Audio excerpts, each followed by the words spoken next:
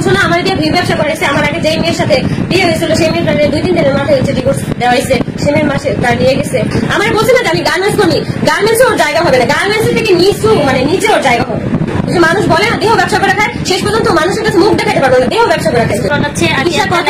আখি নাকি বিয়ে করছে, ওর মতন তো আমি পছন্দ করি না। ও ভাবছে ও নিজে পরকীয়া করছে, বিয়ে করছে। আমিও ওর মতন এমন, আমি এমন থার্ড ক্লাস কোনোদিন ছিলাম না। আর আমি বিয়ে করছি ওদের কাছে, মানে আমি ভালো থাকার জন্যই গেছিলাম। কিন্তু আমার দিয়ে যে ভিউ ব্যবসা করবে, আমার কাছে ভিউ কামাবে লাখ লাখ লাখ লাখ টাকা কামানোর জন্য আমাকে বিয়ে করছে। আমি যদি কখনো বুঝতে পারতাম আমি কখনোই যেতাম না। আমি চাইছি যে আমার লাইফটা একটু সুন্দর হোক, আমি যেন ওদের সাথে গিয়ে ভালো থাকি। আচ্ছা আপু, তোমার জন্য অনেক দোয়া ভালোবাসা রইলো।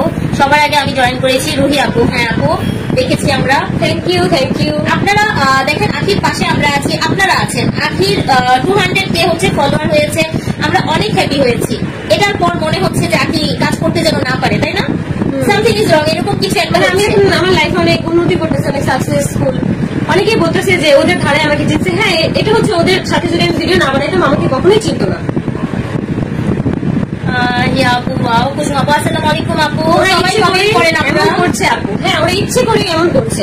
আর যেই সকল ফেক আইডি গুলো দিয়ে এমন করছে, সেখানে হচ্ছে পাশের পাশের ভাবি ভাইয়ের সাথে অ্যাড আছে, পাশের পাশের ভাবি বোনের সাথে অ্যাড আছে। তার মানে কি বোঝা যায় যে সেই ফেক আইডি গুলো বা সেই আইডি গুলোর সাথে তাদের কন্ট্যাক্ট আছে দেখি তাদের সাথে অ্যাড আছে। আমি সবকিছু স্ক্রিনশট রেখে দিচ্ছি, সবকিছু। ওদের শয়তানি, এত হয়রানি তো আসলে ভালো না। পাশের বাসার ভাবিকে আপু সামনের দিকে এগিয়ে যাওয়া দোয়া রইল।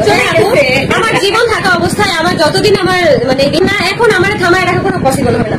আমি কলেজ লাইফে রিলেশন করছি একটা ছেলের সাথে, সেইটা পর্যন্ত দায়না নিয়ে আসছে। মানুষের রিলেশন থাকতেই পারে, ওর কি নাই বুকে হাতে বলতে পারবে? একটা ছেলের রিলেশন থেকে একটা মেয়ের রিলেশন থেকে। আমি বিয়ের পরে আমি কার সাথে কি করছি? কারোর সাথে কিছু করি নাই। উল্টা ওরে সন্দেহ করে সাইমনকে নিয়ে। অবশ্যই সাইমনের সাথে কিছু কিছু আছে, যার কারণে এই বছর সাইমনকে নিয়ে নানান ধরনের গ্যাঞ্জাম হয়। যার কারণে কয়েকদিন পর পরে তোমরা ভিডিওতে দেখবা যে আহাদের হাত কাটা।